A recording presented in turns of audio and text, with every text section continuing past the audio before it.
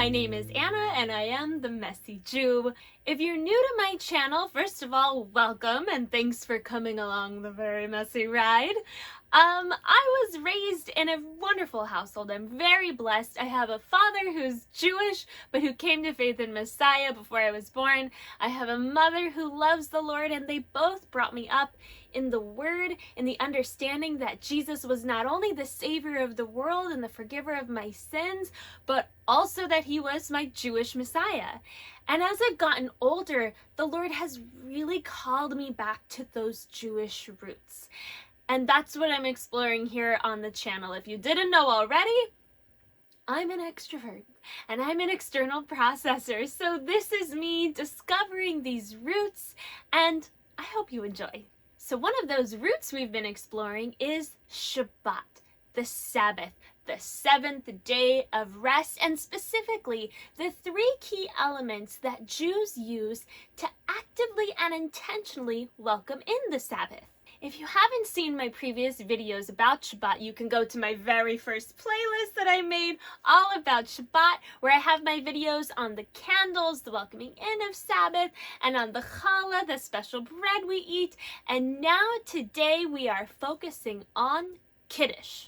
Kiddush is Hebrew, and it means sanctification. It's a blessing that's said over the wine at a traditional Shabbat dinner or at other biblical feasts.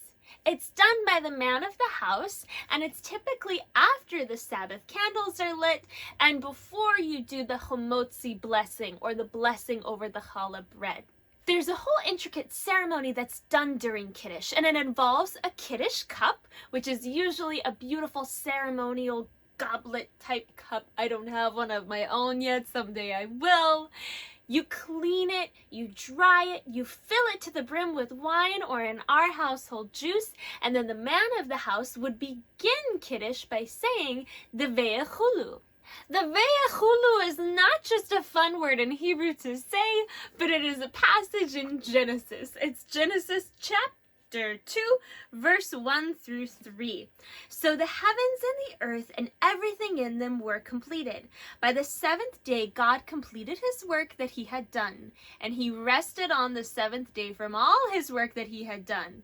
God blessed the seventh day and declared it holy, for on it he rested from his work of creation. The Ve'echulu reminds us of the act of creation, and that after this divine act, God himself set the Sabbath day apart and he declared it holy. And by saying the Ve'echulu, we are in a way affirming that and also declaring it holy. After the Ve'echulu is read, all of the diners would say L'chaim, which means to life, and might be every Gentile's favorite Hebrew word. That's another fun one to say, but you gotta get the ch in it, the L'chaim, not L'chaim, L'chaim. After the Ve'echulu, I'm just going to say that word as many times as I can, the traditional blessing over wine is said. And this is the one that I actually remember the most from my dad doing Pesach or Passover growing up. And it's Baruch atah Adonai Eloheinu melech haolam borei peri hagafen. Blessed are you, Lord our God, King of the universe, the creator of the fruit of the vine. And then we would drink the juice. The second blessing reminds us of the two major themes we find in Shabbat: creation, remembering creation, and redemption, when God brought the Israelites out of Egypt. It goes like this, and I'm not going to say this long one in Hebrew. Blessed are you, Lord our God, King of the universe, who has sanctified us with his commandments and favored us, and given us in love and favor his holy Shabbat as an inheritance, as a remembrance of the act of creation. For this day is the beginning of all holy days, a remembrance of the exodus from Egypt. For you have chosen us, and you have blessed us from among all the nations, and you have bequeathed us your holy Shabbat in love and favor. Blessed are you, Lord, who sanctifies Shabbat. After this, the Kiddush is complete. Why is Kiddush important? The main function of the Kiddush is to separate this day from all other days, to separate this blessing from all other blessings. You see, Jews bless wine every time they drink it, but when they do the Kiddush, it reminds them that this is a holy and set apart day by God. It's also done during other holy days like Passover and the Day of Atonement. And we have to remember what the word Kiddush means, right? It means sanctification.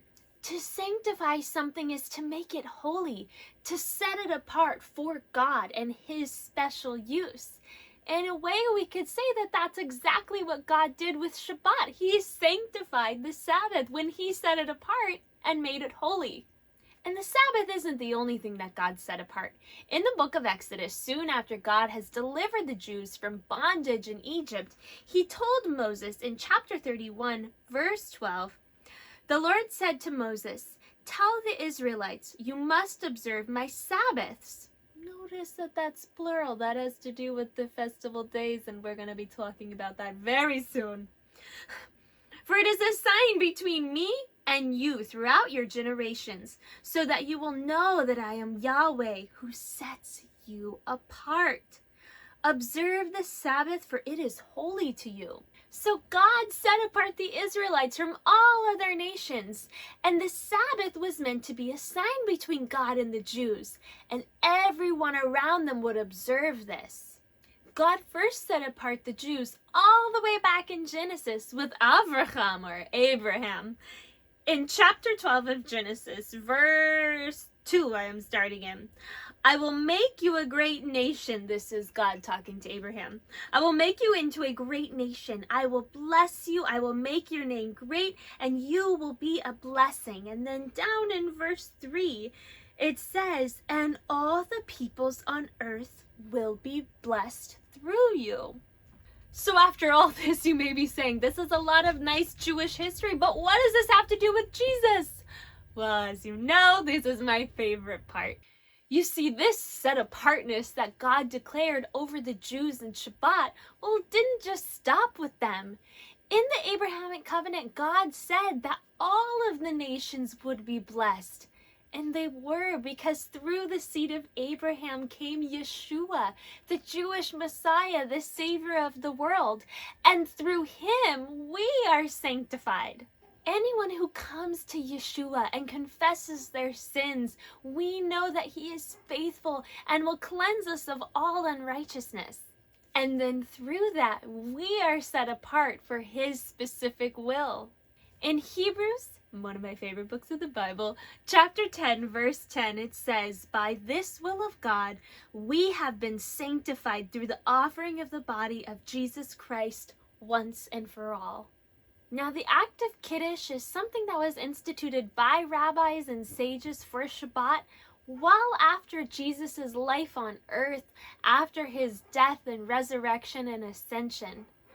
But here are the 3 things that I remember, Zachor, during Shabbat when I say Kiddush.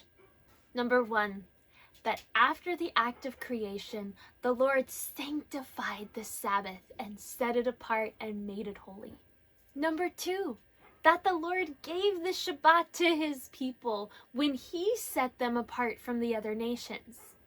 And number 3, that Yeshua, the Son of God, sanctified me when He died on the cross for my sins, so that I may have my Sabbath, my rest, my shalom in Him. Shalom, everyone.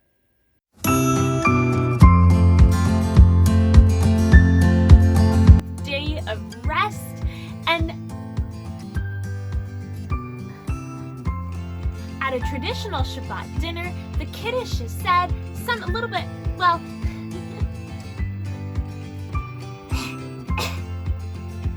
and it typically involves, I think I say typically a lot too, don't I? The ve'achalu? They don't really bless the food like we do.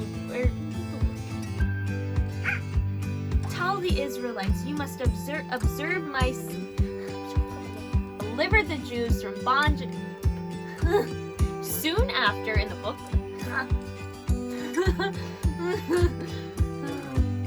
soon after He delivered the Jews from, I keep saying like God first set aside.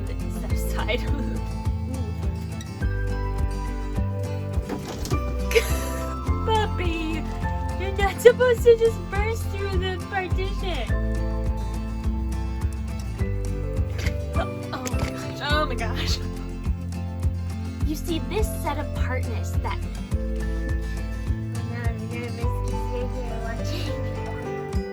You see this. Just stop with the Jews and with God. You see this set apartness that.